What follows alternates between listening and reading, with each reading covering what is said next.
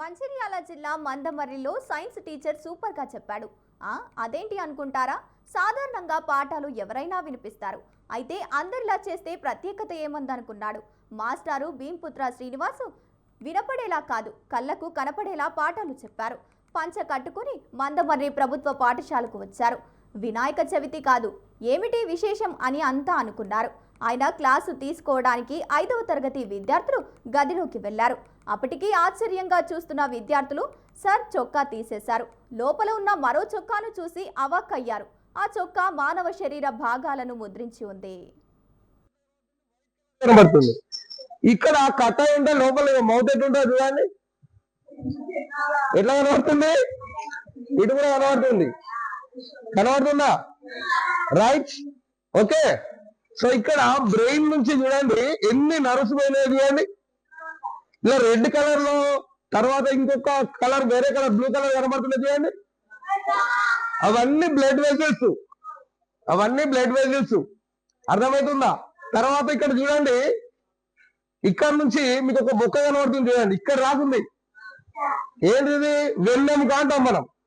ఏమంటాం? Back bone. అర్థమవుతుందా? ఈ బ్యాక్ బోన్ తో పాటు బోన్స్ చూడండి వెనుక కనబడుతున్నాయా? బోన్స్ కనబడుతున్నాయా?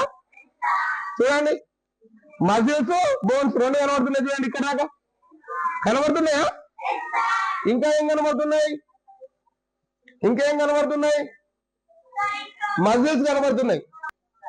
ఎవరి హెల్ప్ తీసుకోవాలి, అర్థమవుతుందా? ఎనర్జీ కోసం ఒక ఫుడ్ మాత్రమే మనం వేస్తాం, లోపల గాలి తీసుకుంటాం అంతే. ఓకే, రైట్ నాన్న.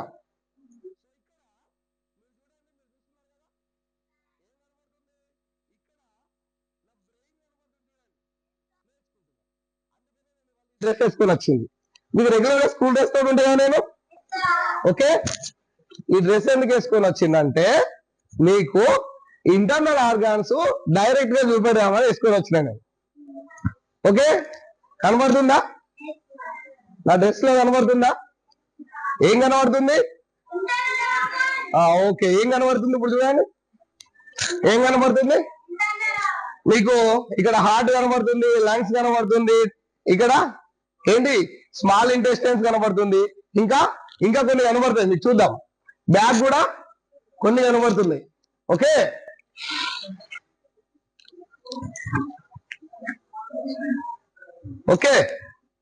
ఓకేనా?